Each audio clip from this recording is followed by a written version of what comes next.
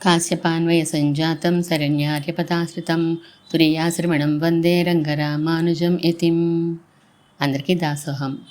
మన ఆచార్యులు శ్రీ శ్రీ శ్రీ తిరుదండి శ్రీ రంగరామానుజీ స్వామివారు రచించిన గ్రంథాలని మనం అధ్యయనం చేస్తున్నాం, చదువుకుంటున్నాం.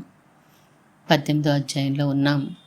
గురుశిష్య సంవాదంగా భగవద్గీతలోని సారాన్ని శ్రీకృష్ణార్జున సంవాదంగా మనకి అందిస్తున్నారు. 18వ అధ్యాయంలో 32 శ్లోకాల వరకు మనం చదువుకున్నాం. జ్ఞానము, బుద్ధి, వృత్తి మూడు ఒకటే అయినా సాత్విక, రాజస, తామస విభాగాల గురించి వివరించి చెప్తున్నారు గురువుగారు. 33వ శ్లోకాన్ని చూద్దాం మనం. ధృత్యామయా ధారయతే మన ప్రాణేంద్రియ క్రియా యోగేన వ్యభిచారిణ్యా ధృతిస్సా పార్థ సాత్వికీ. అన్వయం: పార్థ, అవ్యవిచారిణ్యా యోగేన యయా ధృత్యా మనః ప్రాణేంద్రియ క్రియా ధారయతే సా ధృతి సాత్వికీ. తాత్పర్యం: అర్జున, పరమాత్మ కొరకు ప్రవర్తిస్తూ ఇతర ఫలములను కోరక మనస్సుని, ప్రాణాన్ని, ఇంద్రియ కలాపాలని ఏ ధృతితో నిలుపుతామో ఆ ధృతి సాత్వికము. యోగం అంటే ఇక్కడ ఉపాసన అని అర్థమా? యోగం అంటే చాలా అర్థాలున్నాయి. మన మనస్సుని భగవంతుని యందు నిలుపుట అని అర్థం ఇక్కడ. మళ్ళా ప్రాణవాయువు ప్రస్తావన ఎందుకు? ప్రాణాయామం చేసే కొందరు ఆరోగ్యం కోసం చేస్తున్నామండి అంటారు. అది ఫలాంతరం, అంటే మోక్ష విషయం కాదు. ప్రాణాయామం ఎందుకు చేయాలంటే మన మనస్సు ఇతర విషయముల మీదకు మళ్ళకుండా భగవంతునిపై నిలపడానికి చెయ్యాలి. అదే సాత్వికత. అందుకు మనః ప్రాణేంద్రియ క్రియాహ అని అన్నారు. ఎల్లప్పుడూ ఉపాసన చేస్తూ కూర్చోలేరు కనుక విరామం వచ్చినప్పుడు ఇంద్రియాల కార్యకలాపాలు పరమాత్మ విషయంలోనే సేవలో, కైంకర్యాలో, పారాయణలో, ప్రవచనాలో, శ్రవణాలో చేస్తూ ఉండాలి. అంతేనా? అంతే. ఇక రాజసధృతి ఎలా ఉంటుందో చూడు. 34వ శ్లోకం. యయాతు ధర్మ కామార్థాన్ ధృత్యాధారయతి అర్జున ప్రసంగేన ఫలాకాంక్షి ధృతిస్సా పార్థ రాజసీ. అర్థమైపోయింది. ధర్మ, అర్థ, కామ మోక్షాలలో మోక్షాన్ని విడిచి ధర్మ, అర్థ, కామములనే లక్ష్యంగా పెట్టుకొని ఆ ఫలాల్ని ఆశిస్తూ ఎవరైతే ఉంటారో వారి ధృతి రాజసమైనది. అంతేనా? సరిగ్గా చెప్పావు. శ్లోకంలో ప్రసంగేన అంటే గొప్ప సంగముతో, గొప్ప ప్రీతితో అని అర్థం. ఈ రాజస ధృతి గలవాడు మనస్సు, ప్రాణము, ఇంద్రియముల కలాపాలన్నిటినీ తన ఫల సాధనకే వినియోగిస్తాడు. సాత్విక ధృతి కలవాడు పరమాత్మ కొరకే వినియోగిస్తాడు. అది తేడా. పరమాత్మని కోరుకోవడం కూడా ఒక ఫలం అవదా? పరమాత్మ కొరకే అన్నాను, గమనించు. అంటే అదే ప్రయోజనంగా అని అర్థం. పరమాత్మ లభిస్తాడా లేదా అన్నది పరమాత్మ ఇష్టం. నా నిర్బంధం ఏమీ లేదు అని ఉన్నదే సాత్విక ధృతి. ఇక తామస ధృతి చెప్పండి. 35వ శ్లోకం. యయా స్వప్నం భయం శోకం విషాదం మదమేవ చ న విముంచంతి దుర్మేధా ధృతిస్సా పార్థ తామసీ. అన్వయం: పార్థ, దుర్మేధా యయా స్వప్నం మదం భయం శోకం విషాదం న విముంచతి సా ధృతి తామసీ. తాత్పర్యం: అర్జున, దుర్బుద్ధి అయినవాడు ఏ ధృతి చేత నిద్రను, మదాన్ని, భయాన్ని, శోకాన్ని, విషాదాన్ని విడవడో ఆ ధృతి తామస ధృతి. బొత్తిగా అర్థం కాలేదు. ముందుగా కొన్ని పదాలకి అర్థాన్ని స్పష్టంగా తెలుసుకో. స్వప్నం అంటే మామూలుగా ఉండే అర్థం కళ అని, కానీ అది మన అధీనంలోది కాదు. అందుచేత దానిని ధరించకపోవడం అనే ప్రశ్నే రాదు. కనుక స్వప్నం అంటే నిద్ర, బద్ధకం అని ఇక్కడ అర్థాలు. సరే, మదం అంటే మామూలుగా పిచ్చి, ఉన్మాదం అని అర్థం. కానీ అది కూడా మనం కావాలనుకుంటే రాదు. దానిని ధరించి ఉండడం అంటే అర్థం లేదు. కనుక భోగాలు అనుభవించడం చేత వచ్చే గర్వం అని ఇక్కడ అర్థం చేసుకోవాలి. సరే, భయం అనేది దురభిమానం చేత వచ్చేది. దుర్యోధనుడు, కంసుడు మొదలైన వారు దురభిమానం చేతనే కదా శత్రుత్వాల్ని భావించుకొని చెడిపోయినారు. సరే, శోకం అనేది జరిగిపోయిన విషయం గురించిన దుఃఖం. కామక్రోధాదుల వలన బంధుజన విషయంలో నష్టం జరిగితే శోకం కలుగుతుంది. సరే, విషాదం అంటే రాబోయే విపత్తును తలుచుకుని దుఃఖించడం. ఏమేమో చెప్తున్నారు, చివరికి ఏంటి విషయం? నిద్ర లేదా బద్ధకాన్ని, మదాన్ని, భయాన్ని, శోకాన్ని, విషాదాన్ని విడిచిపెట్టి ఏదైనా పనిని పట్టుదలతో కొనసాగించాలి. వీటిని విడవకుండా ఉండే ధృతి తామసమైనది అని చెప్తున్నారు. అమ్మయ్య, కొంత తెలిసింది. ఈ నిద్ర, మదం, భయం వగైరాల్ని ఎందుకు విడవడు వీడు? దుర్మేధ అన్నారేమో. దుర్బుద్ధి కనుక. అంటే బుద్ధి సాత్వికం కాకపోయే దుర్మార్గం అయిపోయింది. అందుచేత ఆ ధృతి కూడా తామసమే అయిపోయింది. ధృతి అంటే పట్టుదల, బుద్ధి అంటే నిర్ణయించుకోవడం అని చెప్పారు ఇదివరకు. జ్ఞానం తర్వాతి దశలు ఇవి, లేదా జ్ఞానంలో ఒదిగిపోగలిగినవి కూడాను. అయితే ఇంతకీ జ్ఞానం వలన ప్రయోజనం ఏమంటారు?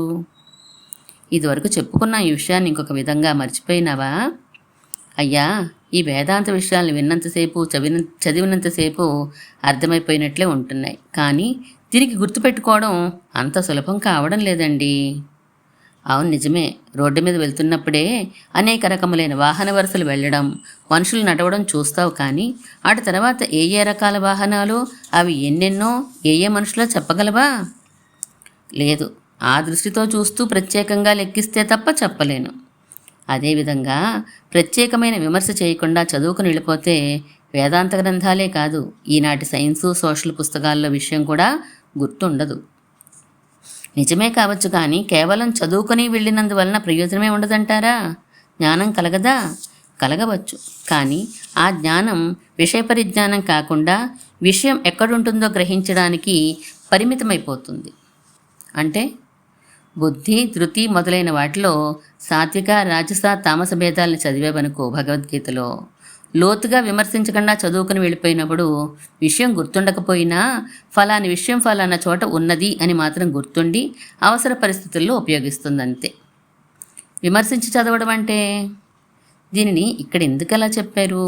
ఇదివరకు కూడా ఇలాగే చెప్పారా? ఇది నాకు ఎంతవరకు వర్తిస్తుంది? నా అనుభవానికి ఇది విరుద్ధంగా ఉందే.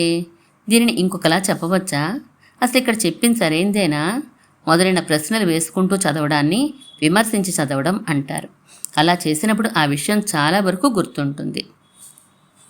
సరే, ఇంతకు జ్ఞానం ప్రయోజనం ఏంటో మళ్ళా చెప్పండి, జాగ్రత్తగా వింటాను. సుఖమే. సుఖమా అంటే? అబ్బో, భలే ప్రశ్న. నీకు ఇంతవరకు సుఖం అంటే తెలియదా? ఇంతవరకు నీకు అబ్బా సుఖంగా ఉన్నది అని ఎప్పుడు అనిపించలేదా? అదేం మాట? దురద పెట్టినప్పుడు గోక్కుంటే సుఖంగా ఉంటుంది. నువ్వు చాలా బాగా మాట్లాడేవంటే సుఖంగా ఉంటుంది. Very good, very good. సుఖం అంటే నీకు అనుభవంలో ఉంది. నీకే కాదు, సమస్త జీవులకే అనుభవంలో ఉంటుంది. అదంతా జ్ఞానఫలమే, జ్ఞాన వికాసమే. ఫలం అంటారు, వికాసం అంటారు. సుఖం అనేది ఫలానా విధంగా వస్తుందనే జ్ఞానం కలిగిన వాడికి ఆ ఫలానా విధంగా ప్రవర్తించగానే సుఖం కలుగుతుంది కనుక సుఖాన్ని జ్ఞానఫలము అనవచ్చు. ఇప్పుడు నాకు సుఖంగా ఉన్నది అనే జ్ఞానంలో ఒక భాగమే కనుక సుఖాన్ని జ్ఞాన వికాసమని అనవచ్చు. ఏంటో గందరగోళంగానూ ఉన్నది, తెలిసినట్లు ఉన్నది. ఇంతకీ ఈ సుఖం అనేది శరీరగతమా, మానసికమా? ఆత్మ వస్తువు నుంచి బయలుదేరిన జ్ఞానం మనస్సు ద్వారా, ఇంద్రియముల ద్వారా శరీర పర్యంతము వ్యాపిస్తుంది కనుక జ్ఞానం శరీరగతమా, మానసికమా అని అడిగితే నువ్వేం చెప్తావు? ఓహో, సుఖం అనేది శారీరకము అవ్వచ్చు, మానసికము అవ్వచ్చు అన్నమాట. దీనినే ఇదివరకు ఒక మారు చెప్పాను. శరీర సంబంధమైన హాయిని సుఖమంటారని, మనసుకు సంబంధించిన దానిని సంతోషం అంటారని, ఆత్మవస్తువు సంబంధిని ఆనందం అంటారు నేను. కానీ చాలామంది ఈ విభాగాన్ని అనుసరించి మాట్లాడరు. 3 దశల్లోనూ సుఖం అనే మాటనే వాడేస్తూ ఉంటారు. దుఃఖంగా ఉన్నప్పుడు జ్ఞానం లేనట్లా? అబ్బే, అలా కాదు. దుఃఖమైన జ్ఞానమే, సుఖమైన జ్ఞానమే. మరి తేడా ఏంటి? మన సంస్కారాలకి అనుగుణంగా భావన మారిపోతూ ఉంటుంది. మన గుణాలకి అనుగుణంగా మారిపోతూ ఉంటుంది. అనుకూలంగా ఉండే జ్ఞానాన్ని సుఖం అంటాం, ప్రతికూలంగా తోచే దానిని దుఃఖం అంటాం. అంతే తేడా. స్పష్టత రాలేదండి. ఒకడంటే నీకు చాలా చిరాకు, వాడు నిన్ను తాకాడు. ఆ స్పర్శ జ్ఞానం నీకు ప్రతికూలం కనుక అది దుఃఖం. ఒకరంటే నీకు చాలా ఇష్టం, వాడి స్పర్శ జ్ఞానం నీకు అనుకూలం కనుక అది సుఖం. ఇలాగే మానసికంలో కూడాను అనుకూలమా కాదా అన్న దానిని అనుసరించి సంతోషమా కాదా అన్నది ఉంటుంది. ఇలా ఎగుడు దిగుడులు కాకుండా ఉండే స్థితి ఉండదా? ఉన్నది. అదే ఆత్మ సంబంధి. ఆ స్థితినే ఆనందం అని అంటారు. అక్కడ సంస్కారాల ప్రస్తావన ఉండదు కనుక అనుకూల అననుకూలములు కాక అంతా అనుకూలమే. అందుచేతనే ఆత్మను జ్ఞానానంద స్వరూపుడనే అంటారు. జ్ఞానసుఖ స్వరూపుడని కానీ జ్ఞాన సంతోష స్వరూపుడని కానీ అనరు. సుఖ సంతోషాలని దాటిన స్థితి అన్నమాట ఆనందం అంటే. దానిని ఎలా పొందడం? అదేగా ఈ భగవద్గీతా శాస్త్రం అంతాను. ఆనందం అనేనా అనవచ్చు దానిని, లేదా సాత్విక సుఖం అని కూడా అనవచ్చు. మళ్ళా సాత్వికం అంటూ ఎత్తుకున్నారే, సుఖంలో కూడా సాత్విక రాజస తామస విభాగాలు ఉంటాయా? ఉంటాయి. 36వ శ్లోకంలో మొదటి భాగం ఆ విషయమే చెప్తున్నారు చూడు.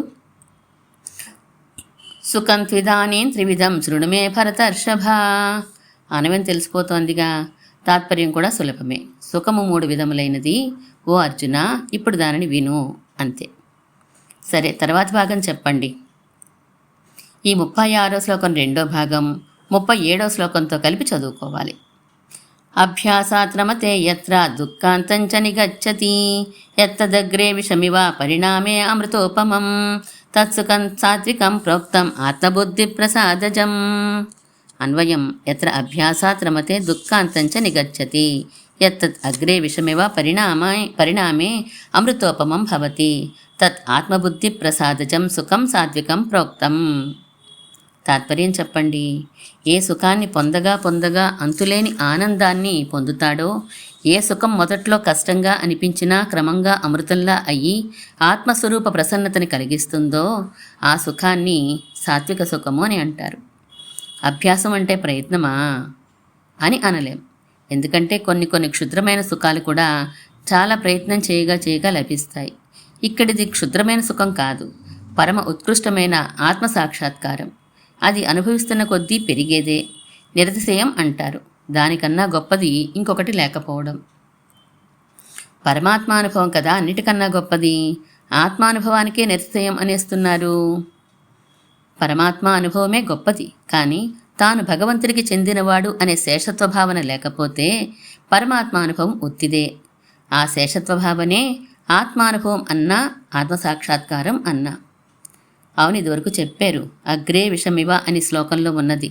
అంటే ఈ సాత్విక సుఖాన్ని సంపాదించుకునేవారు తప్పనిసరిగా ఇంద్రియ నిగ్రహం కలిగి ఉండాలి.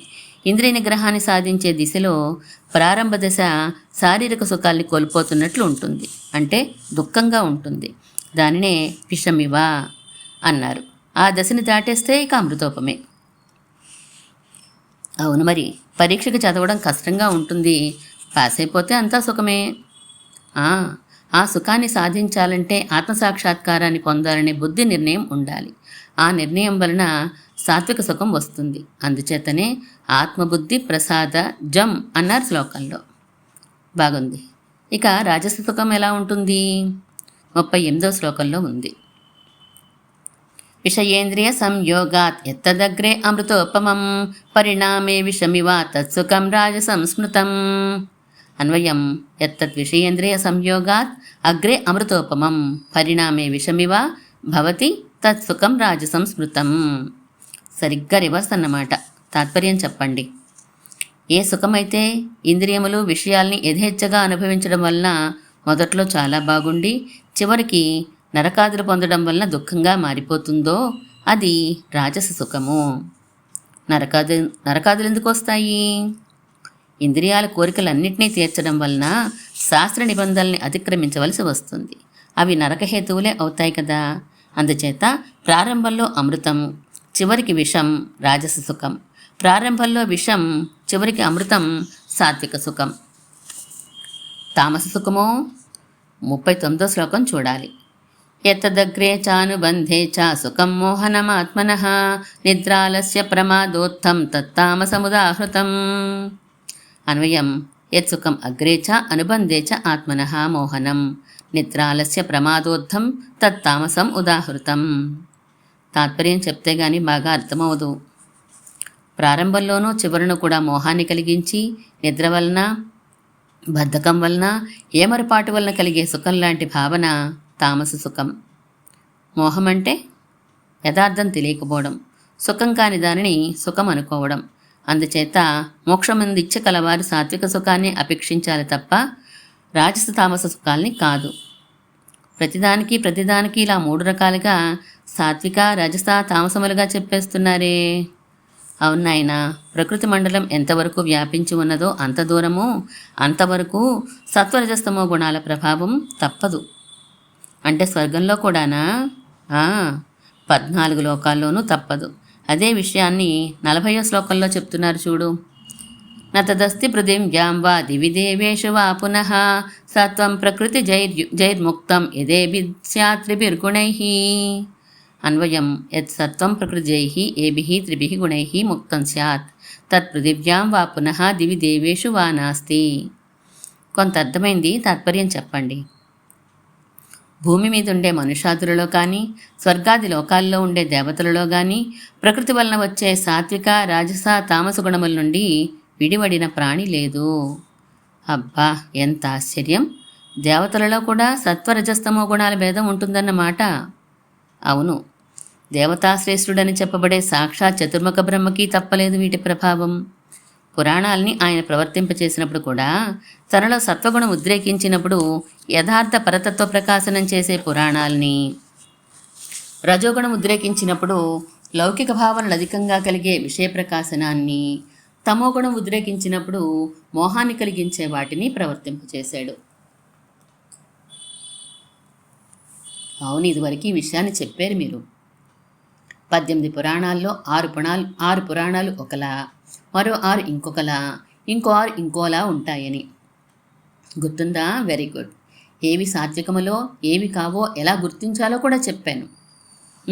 ప్రారంభంలో జనరల్ క్వశ్చన్తో ప్రారంభమయ్యేవన్నీ సాత్విక పురాణాలని, ప్రత్యేకించి ప్రశ్నించేవన్నీ తదితరములని చెప్పారు.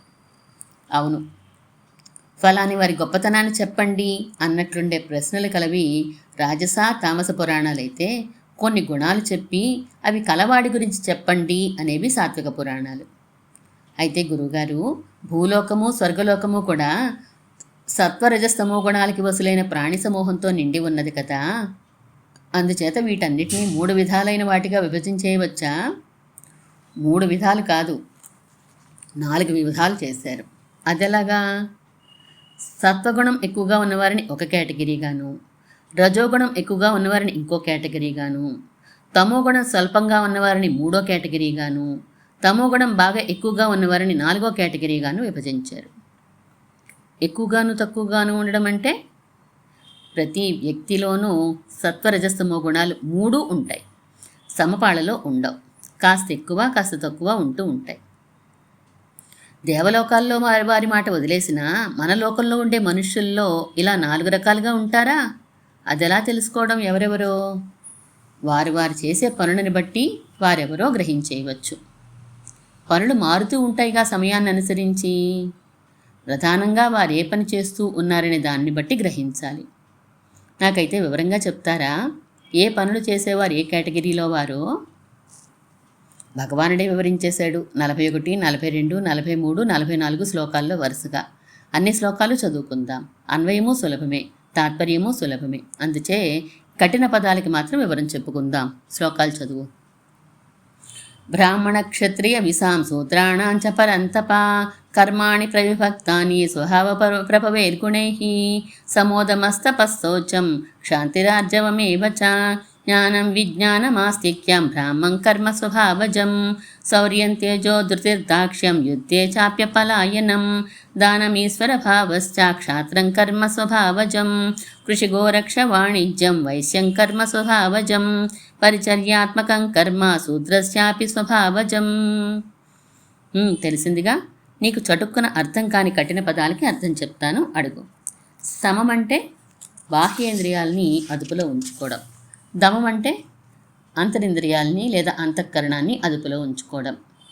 తపస్సు అంటే శాస్త్రం చెప్పిన రీతిలో భోగాలను తగ్గించుకోవడం, శరీరం కృషించినా సరే.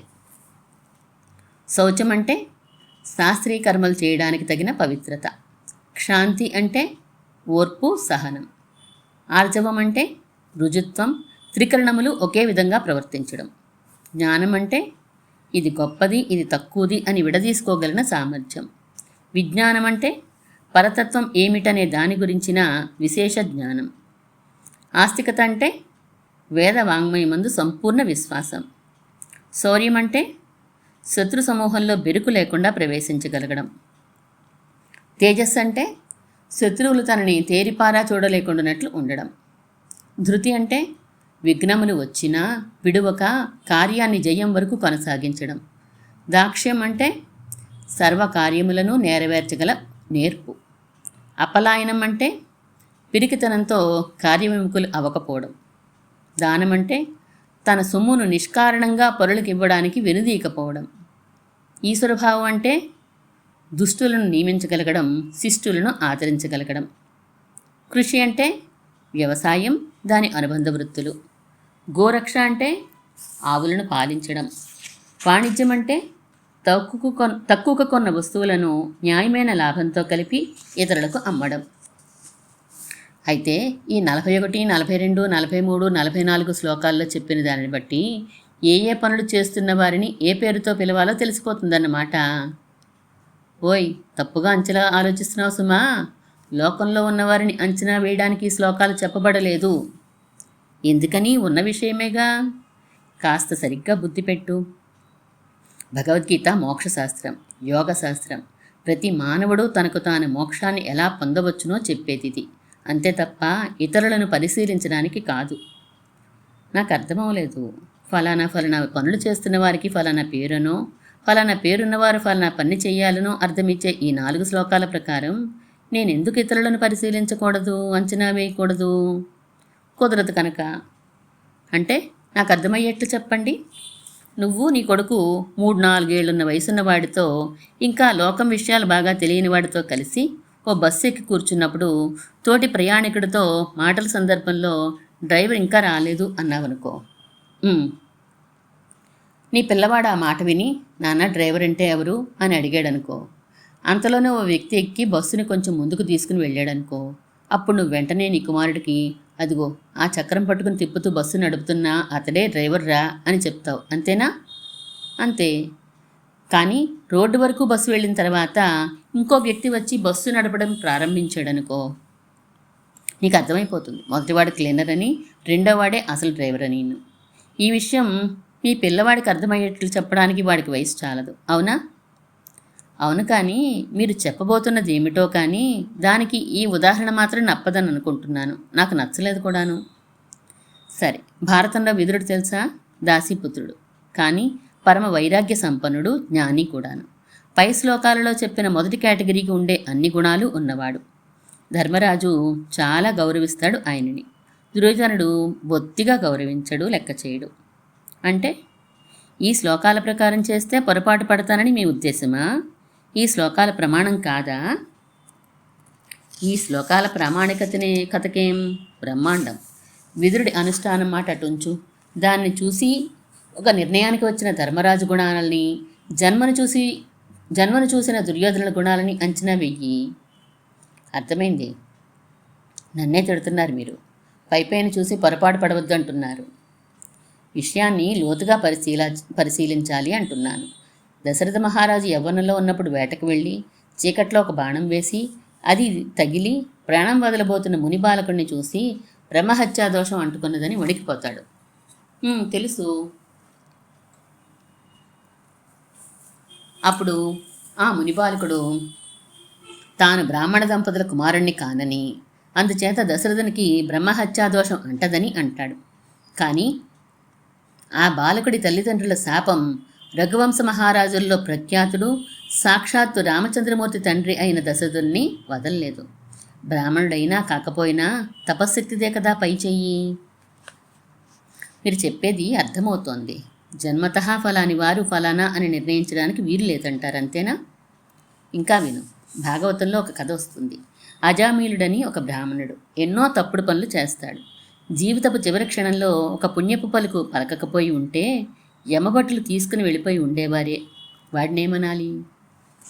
మీరు చెప్తున్నది అయోమయంగా ఉంది. కర్మల ప్రకారం కూడా ఫలాని వాడు ఫలానా అనడానికి వీల్లేదా ఏంటి? ఇంకొంచెం చెప్తాను విను.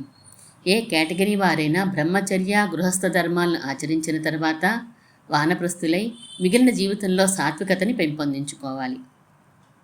అలా ప్రయత్నిస్తున్న సమయంలో వారిని చూసిన వారు వీరు సమధమాదులలో నిపుణులై ఉన్నారు కనుక వీరు ఫలానా వర్ణం వారు అని నిర్ణయించవచ్చా?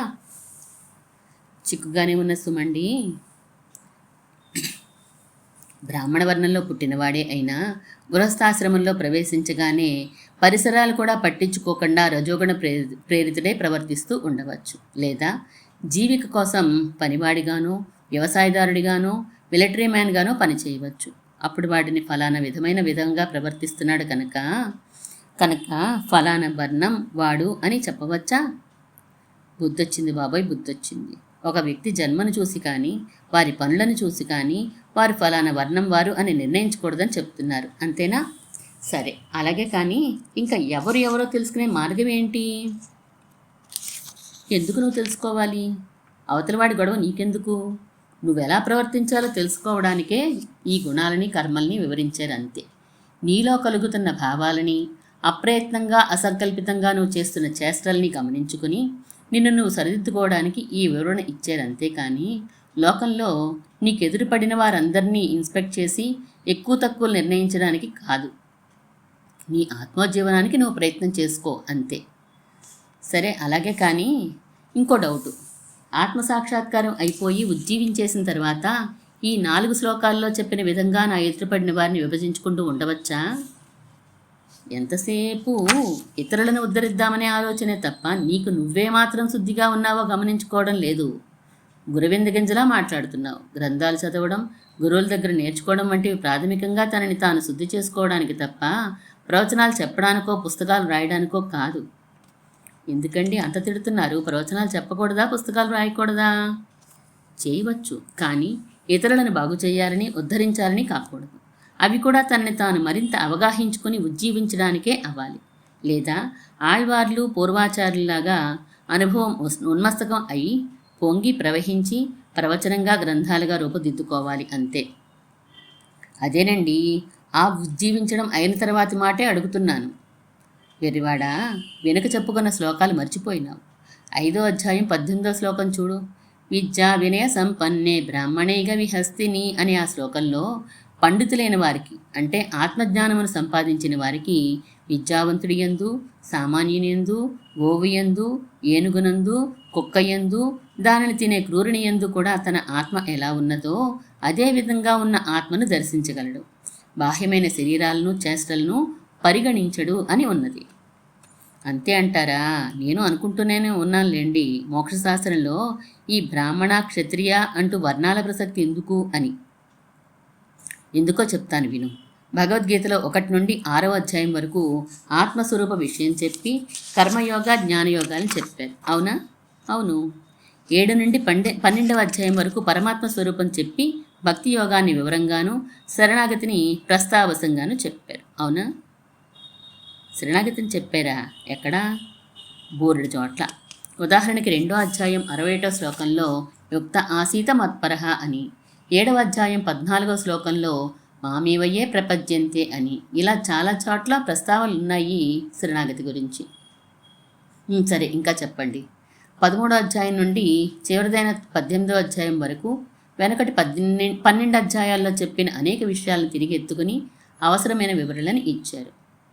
అయితే అందులో 4వ అధ్యాయం 13వ శ్లోకంలో చాతుర్వర్ణ్యం మయా సృష్టం గుణకర్మ విభాగసః అని ఉన్న చోట గుణములంటే సత్వరజస్తమో గుణములని, వాటి ఎక్కువ తక్కువల వలన వారి వారి కర్మలు అంటే చేసే పనుల్లో వ్యత్యాసం ఉంటుందని చెప్పగా, ఇప్పుడు ఈ 18వ అధ్యాయపు 41, 42, 43, 44 శ్లోకాల్లో దానిని వివరించారంతే తప్ప ఇంకేమీ కాదు. మీరు చెప్పింది బాగానే ఉంది, కానీ ఆ 4 వర్ణాల వారిని బ్రాహ్మణ, క్షత్రియ అంటూ పేర్లెందుకు నిర్దేశించడం? బాగుంది ప్రశ్న. మరి ఏమనమన్నావు? XYZ అని చెప్పమన్నావా? బ్రాహ్మణ, క్షత్రియ అనేవి సంస్కృత పదాలు కనుక చాలామందికి వాటి అర్థాలు తెలియక పొరపాటు పడుతూ ఉన్నారు. నిజానికి వారి వారి కర్మలకి తగిన పేర్లవి, అంతేను. వంకాయలమ్మే ఆమెను వంకాయలమ్మి అని, పెద్ద పెద్ద కళ్ళున్న ఆమెను విశాలాక్షి అని పిలిచినట్లుగా అన్నమాట. అయినా లోకంలో ఈ 4 కేటగిరీస్ మధ్య ఒక విభజన వచ్చేస్తోంది కదా, విభజన భావం వచ్చేస్తోంది కదా. అవగాహన లేక జరుగుతున్న దానిని పెద్దలు సరిదిద్దుతూనే ఉంటారు కూడా. శ్రీవచనభూషణం అనే గ్రంథం వీటన్నిటికీ చక్కని సమాధానం. దాన్ని నేర్చుకో. సరే, నేర్చుకుంటాను, కానీ ఎంతమంది ఇలా ఆ గ్రంథాలను చదువుకోగలరండి? పిచ్చివాడా, విశాలాక్షి అనే పేరున్న అమ్మాయిలందరికీ చంపకి చారడేసి కళ్ళుండబోవని, దుర్మార్గపు పనులు చేస్తూ ఉండేవారికి ధర్మరాజు అనే పేరుండవచ్చని గ్రహించలేని వారి గురించి మనమేం చేయగలం? సరే సరే, ప్రస్తుత విషయానికి వద్దాం. శరణాగతి ప్రస్తావన వెనుక అధ్యాయంలో జరిగింది కదా, దాని గురించి కూడా వివరిస్తారా ఈ 18వ అధ్యాయంలో? 61వ శ్లోకం నుంచి 66వ శ్లోకం వరకు అదే. ఓహో, మరి సత్వరజస్తమో గుణాల గురించి ఇంత వివరించారే, వీటి ప్రస్తావన ఎక్కడుంది? మొదటి 12 అధ్యాయాల్లో చాలా చోట్ల ఉంది.